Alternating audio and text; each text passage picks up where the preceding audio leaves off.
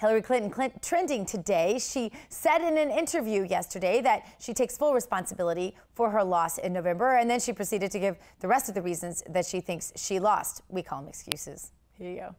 Were you a victim of misogyny? And why do you think you lost the majority of the white female vote? Yes, I do think it played a role. I think other things did as well. But I was on the way to winning until the combination of Jim Comey's letter on October 28th and Russian WikiLeaks raised doubts in the minds of people who were inclined to vote for me but got scared off.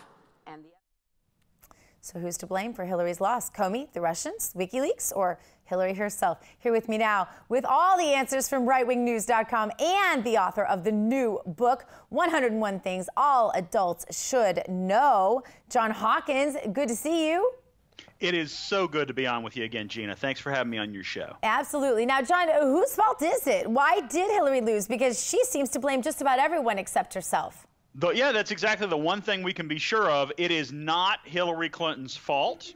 It is not that she's corrupt or dishonest or unlikable or that she didn't go to any key swing states in the last few months. She just left those to Trump. It's none of those things.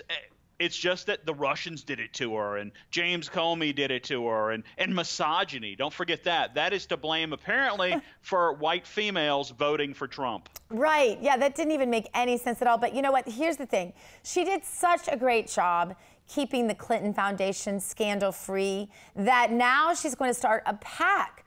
How do you think that's going to go over for her?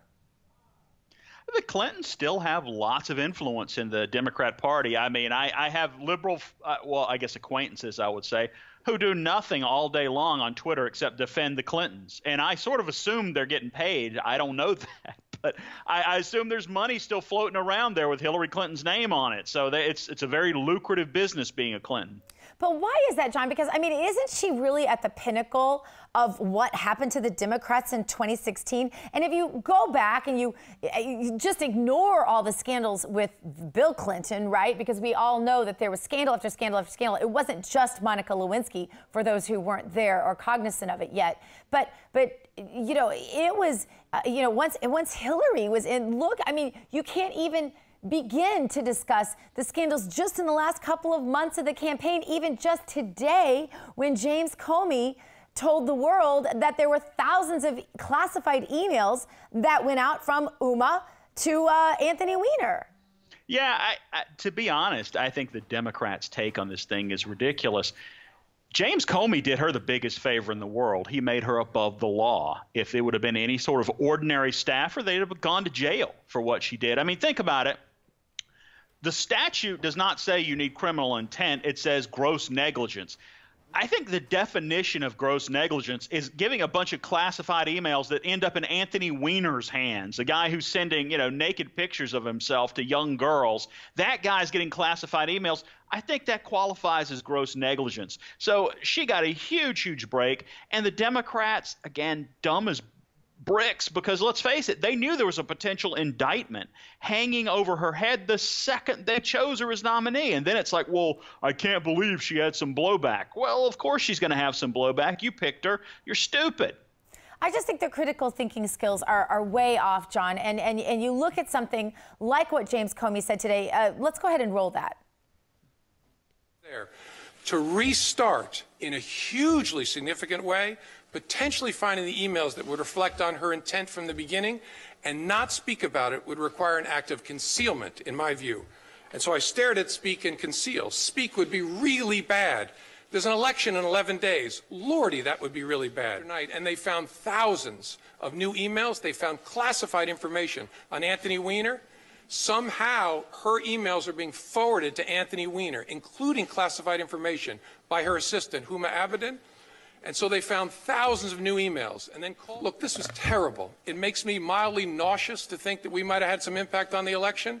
But honestly, it wouldn't change the decision. Here, John, though, is the parallel. When you had the Republican Party and they were going to elect another Bush, and you knew it and I knew it. What happened was not the establishment. We don't expect them to think outside the bubble in D.C., right? But the average grassroots people rose up and said, No way. Right now, the average grassroots Democrat is part of the resistance. They're advocating violence. Hillary is calling herself part of it. There is no division there.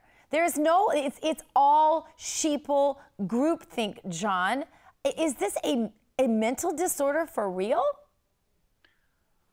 That's an interesting question, because I do think there are some liberals who go right over that line into mental disorder. And I think it's that victimhood mentality that they hammer all the time. Well, Hillary's a victim. She's just a selfless public servant who tried hard and lost because everybody's bad and dumb except for us. You know, it's really unbelievable watching the way they talk about the election. They haven't learned one thing from it.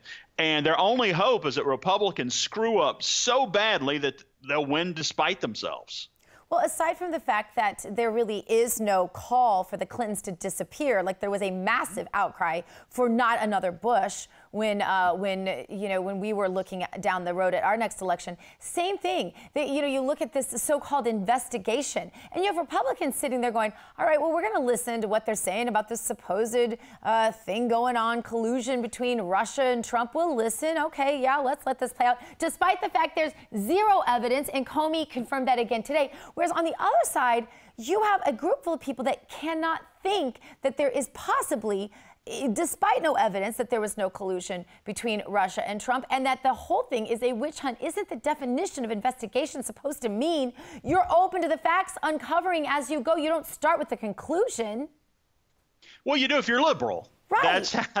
That's how their investigations go. The Republican is guilty, and now we're going to decide how they screwed everybody over and why they should go to jail.